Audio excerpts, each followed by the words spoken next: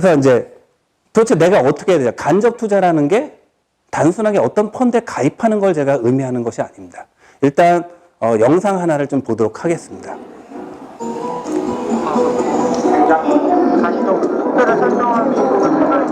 들리시나요? 몇살에 1억을 모으시는지 알 수 있어요. 정말 이제 시작하는 사람들이 내용이라는 거에 그래서 한번 사용해 볼 만한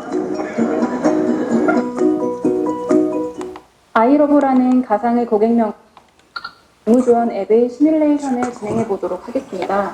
가계 소득의 원천은 본인 웰거리가 가정하고 본인을 선택합니다. 시뮬레이션은 4개의 입력값만으로 진행이 됩니다.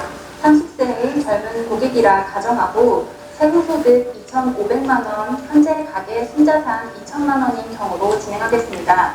기본값으로 은퇴 시까지 30년가량의 예상 가계 자산 규모 변화가 나타납니다. 이 경우 60세 은퇴 시 실제 가치로 4억 1,700만 원이 산출되었습니다.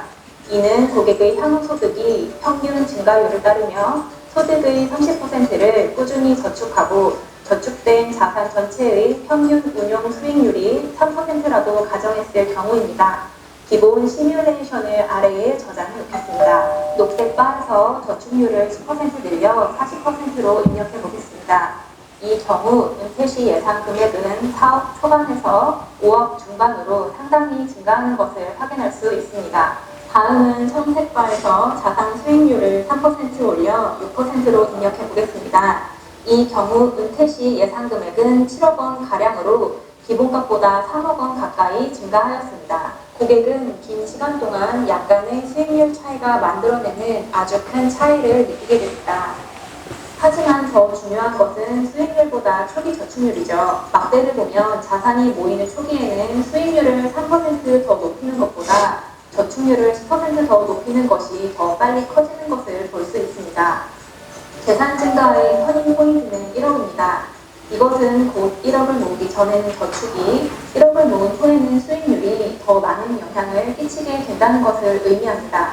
고객은 이 시뮬레이션을 통해 1억을 모으기 전까지는 종잣돈 모으기로 저축량에 중점을 두고 1억을 모은 이후에는 재산 증식을 위해 기대 수익률을 높여가며 재산을 쌓아가는 큰 그림을 그리게 됩니다. 20, 30대 고객들은 자연스럽게 종잣돈 1억 만들기를 중기 목표로 세우게 되며 대체적으로 수익률은 낮게, 저축률은 높게 세우는 경향을 보입니다. 이 정보를 토대로 목표 수익률을 4%, 저축률을 50%로 하여 목표를 설정해 보도록 하겠습니다. 그리고 바로 1억 만들기 시뮬레이션으로 들어갑니다. 이제 앞에서 세운 목표를 바탕으로 1억 만들기라는 중기 목표 1년 단위 프로젝션이 자동으로 나타납니다. 명목 금액으로 1년 뒤에는 3,300만 원, 5년 뒤에는 1억 600만 원을 예상하고 있습니다. 아래쪽 도표에는 저축률 50%의 연도별 월 저축액도 자세히 나와 있습니다. 사실 중요한 건 초기 1년 목표입니다. 기본값을 기준으로 직접 월 저축액을 결정합니다. 좀 더 도전적으로 설정해 보겠습니다. 첫 2년 동안 월 120만 원씩 저축하는 것으로 입력해 보겠습니다. 슈퍼그레이 1억을 달성하는 기간이 단축되었군요. 그리고 자산 배분 설정 버튼을 눌러 마지막 단계로 넘어갑니다. 자산 운용 목표 수익률을 4%로 설정했기 때문에 아이러브 상품군 중 가장 가까운 상품이 기본으로 제시되었습니다. 현실적으로 다양한 자산에 투자하는 것이므로 여러 가지 상품을 조합하는 것이 이 시뮬레이션의 목적입니다. 여기서는 저축액을 은행과 아이러브 상품에 50%씩 나누어 불입하는 것으로 해보겠습니다. 이율 보장형 상품의 이자율을 2%로 설정했을 때 아이러브 안정 배분형과 결합 시 전체 기대 수익률을 3.2%로 낮추게 됩니다. 그러므로 보다 기대 수익률이 높은 적극 투자형을 선택하면 전체 포트폴리오의 기대 수익률은 4.4%가 되며 위험은 2.8%로 추정된 수치가 적용됩니다. 이 앱에서는 자산 배분 안에 프로젝션을 수익률이 아닌 금액으로 보여줍니다. 기대 성과뿐만 아니라 최대 성과와 최소 성과의 범위를 제시하여 고객이 스스로 계획의 적합성을 확인하고 저축 계획을 세울 수 있도록 도와줍니다. 목표 설정 완료 버튼을 누르면 PDF로 시뮬레이션 보고서를 작성하고 작성된 계획을 실행할 수 있도록 합니다. 네. 잘 보셨습니까? 잘 들리셨나요? 예, 예. 좀 뭐 보이기는 좀 잘 안 보였겠지만 그래도 이렇게 예, 저희가 좀 그래도 이해가 될 수 있도록 좀 준비를 했습니다. 지금 이걸 보시면은 지금 우리가 투자라고 생각했던 거하고 다른 거를 제가 보여드렸습니다. 어떻게 플랜을 하느냐, 어떻게 계획을 하느냐, 어떻게 미래를 그려보느냐, 이런 것들을 제가 보여드린 거거든요. 예. 자산관리 발전의 역사를 보면요. 사실은 저비용하고 맞춤형이라는 말로 요약될 수가 있습니다. 자, 보실까요? 지금 뭐, 아까도 말씀드렸지만, 사실 이 회사들은 지금도 현존하는 굉장히 큰 대표적인 회사들입니다. 근데 연대별로 보면 70년대 피델리티, 그리고 아까 말씀드렸던 뱅가드가 인덱스 펀드가 나왔고요. 온라인 거래가 시작됐고, 그 다음에 상장지수 펀드, ETF라고 하죠. 그리고 이제 로보 어드바이저가 나왔습니다. 물론 로보 어드바이저를 떠나서 지금 핀테크의 다양한 영역이 다 해당된다고 말 수가 있습니다. 근데 이렇게 자산 관리가 산업이 발전하고 새로운 강자가 나타나면서의 현상은 뭐였느냐?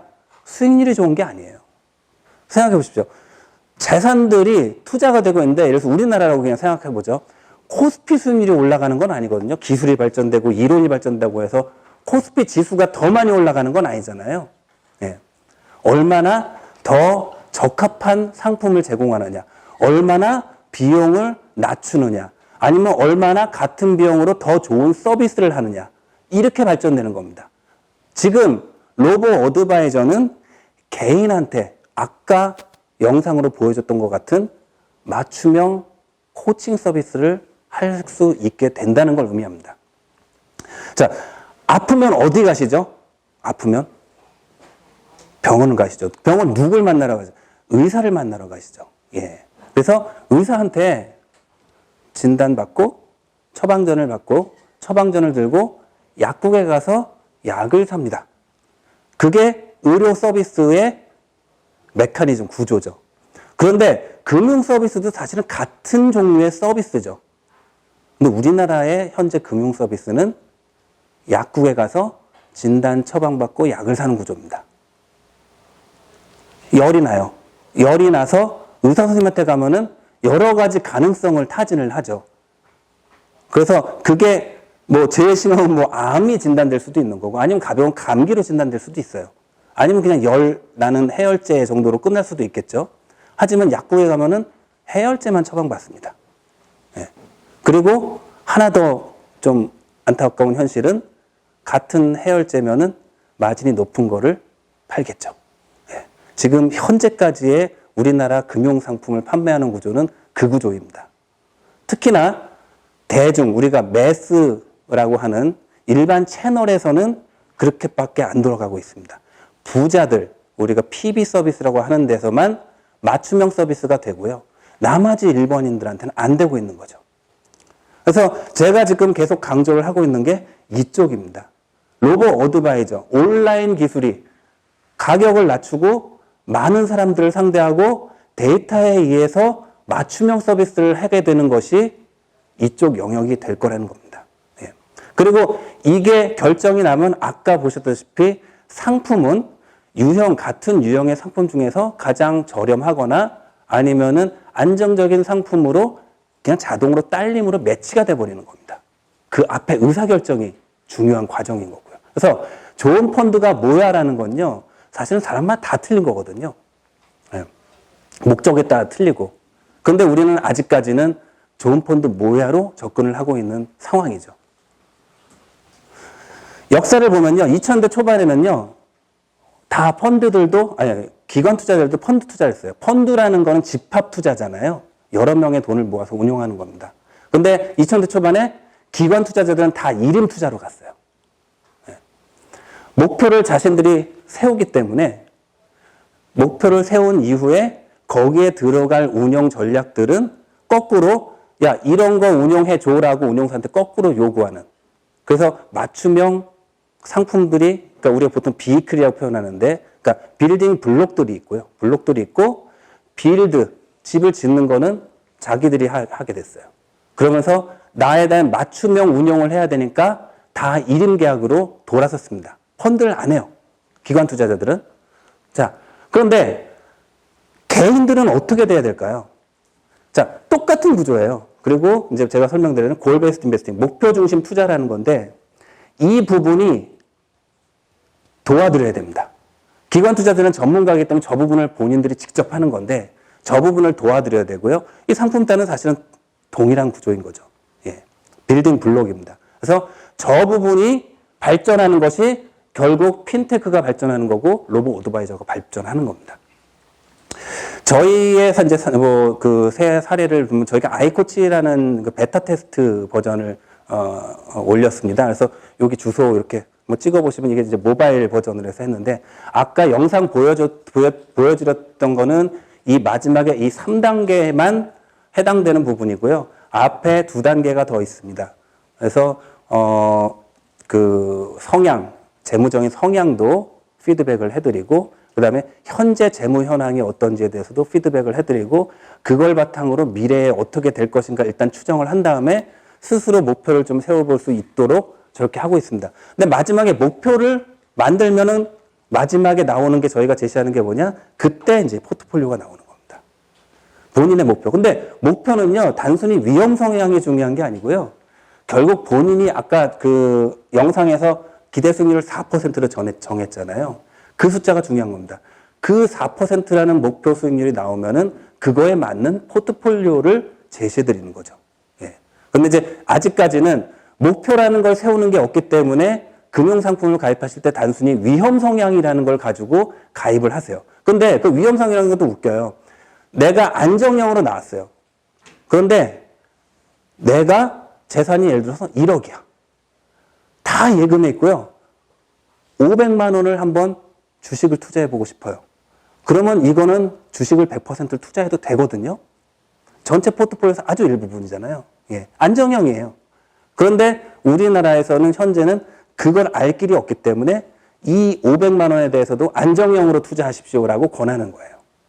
그러니까 목표와 관련이 없는 거죠. 그렇죠?